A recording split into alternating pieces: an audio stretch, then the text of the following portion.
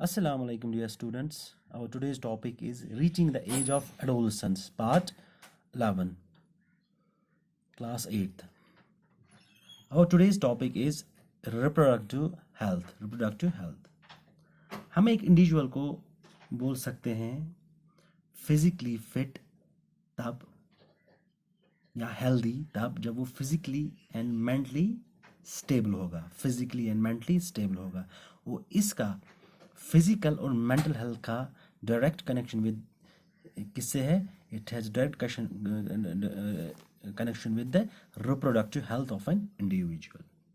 हम आप बोल सकते हैं a state of complete physical, mental and social well-being in all aspects of reproduction. In all aspects of reproduction is called as reproductive health. क्या बोल सकते हैं? हम लिख सकते हैं इसकी definition: a state of complete physical,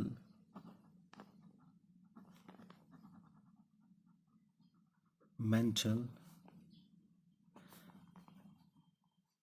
and social well-being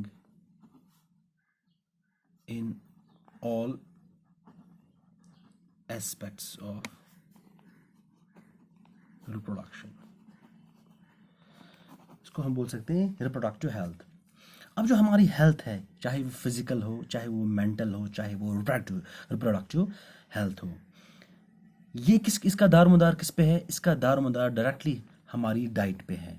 जो हम खाते हैं हमारी डाइट पे है.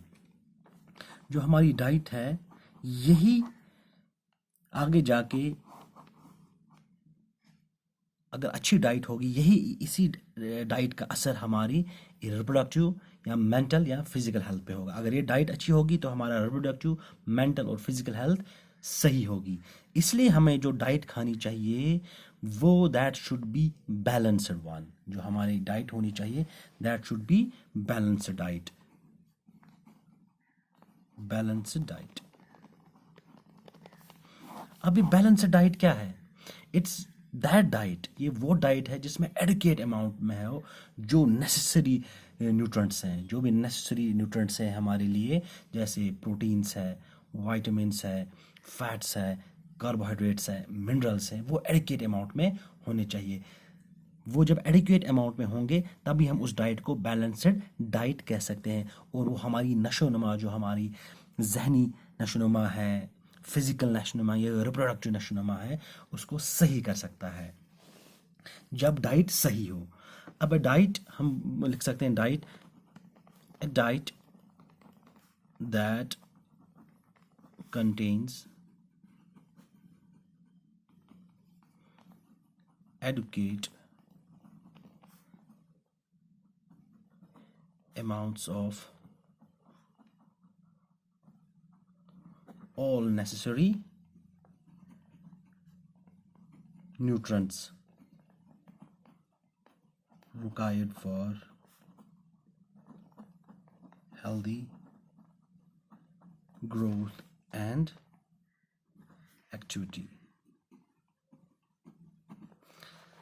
एडिकेट अमाउंट्स में होने चाहिए. Proteins should be in adequate amounts. Nutrients सही है ना? Carbohydrates, fats, vitamins and minerals.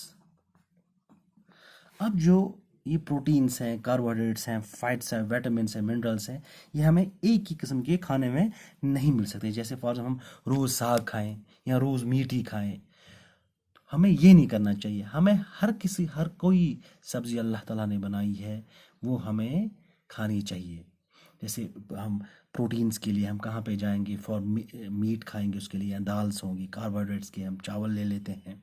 Fats के लिए हम एग भी लिख सकते हैं. एग का योग जो है that contains sufficient amounts of fats. Vitamins के लिए डिफरेंट फ्रूट्स होते हैं. मिनरल्स के लिए फ्रूट्स और वेजिटेबल्स डिफरेंट काइंड्स. तो ये जब हमें बैलेंस डाइट होगी तो हमारा जो रिप्रोडक्टिव हेल्थ है वो सही होगा. जैसे विटामिन ए है, that's very important. Vitamin E जो है ये रिप्रोडक्टिव हेल्थ के लिए इंपॉर्टेंट विटामिन है. Vitamin E. ये हमें किस में मिलेगा? ड्राई फ्रूट्स में, ड्राई फ्रूट्स में, जैसे आलमंड्स हैं, वॉलनट्स हैं, उसमें हमें विटामिन ई मिल सकता है। और इसके साथ साथ दूसरी चीज़ हमें याद रखनी चाहिए बैलेंस्ड डाइट के साथ, हमारा जो पर्सनल हाइजीन है,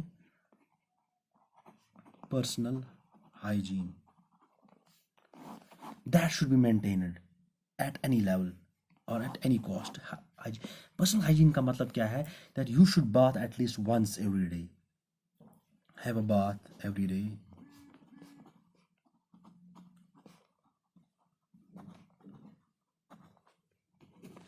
clip your nails properly, clip your nails at proper in after proper time। Clip, अगर नेल्स हम क्लिप नहीं करेंगे तो उसमें मैल जम जाएगा, जब हम खाना खाएंगे वो हमारे साथ हमारे अंदर पेट में चला जाएगा और हमें बीमार कर सकता है।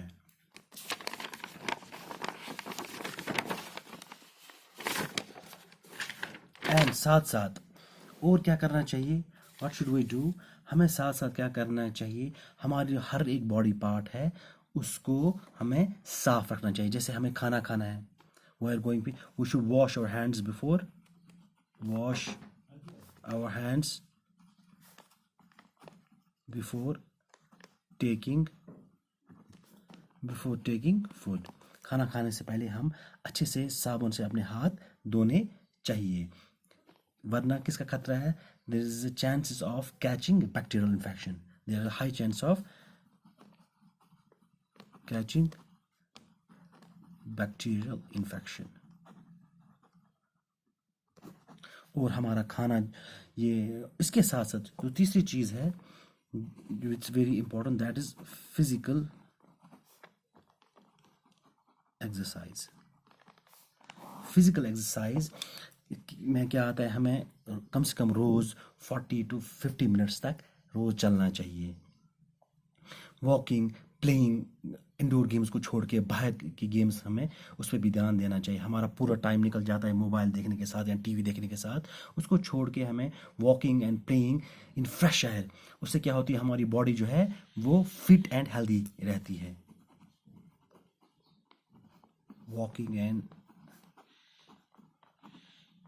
प्लेइंग इन फ्रेश एयर, इससे हमारा क्या रहता है? हमारी बॉडी फिट एंड हेल्दी रहती है। और एक्सरसाइज का चीज़ लेना चाहिए, एक्सरसाइज रोज it should be done daily, exercise should be done daily.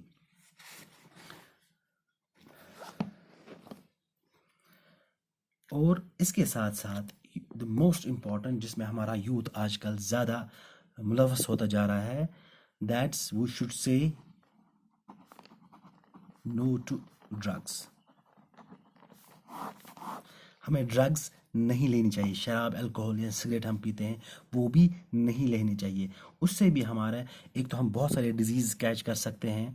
जैसे हम ड्रग्स लेते आते वो सिरिंज के साथ सिरिंज यूज़ करते हैं, नीडल यूज़ करते हैं, एक ही 4-5 बंदे एक ही नीडल यूज़ करते हैं, उससे बहुत सारे डिजीज़ जैसे एड्स भी लग सकता है। और उससे हमारा ड्रग्स की वजह से हमारा मेंटल बैलेंस या फिज़िकल जो फिटनेस है वो ख़त्म हो सकती है, हमारा रिप्रोडक्टिव हेल्थ है वो भी ख़राब हो सकता है। And we should say no to drugs. इन चीज़ों का हमें ख्याल रखना चाहिए। किस चीज़ का? हमें बैलेंस्ड डाइट लेना चाहिए, हमारा पर्सनल हाइजीन उसका ख्याल रखना चाहिए, और फिजिकल एक्सरसाइज हमें उसका ध्यान रखना चाहिए। और we should say no to drugs, ताकि हमारा जो ओवरऑल हेल्थ है, रिप्रोडक्टिव हेल्थ के बगैर भी मेंटल हेल्थ है, फिजिकल हेल्थ है, वो सारा ठीक रहे। That's all for today.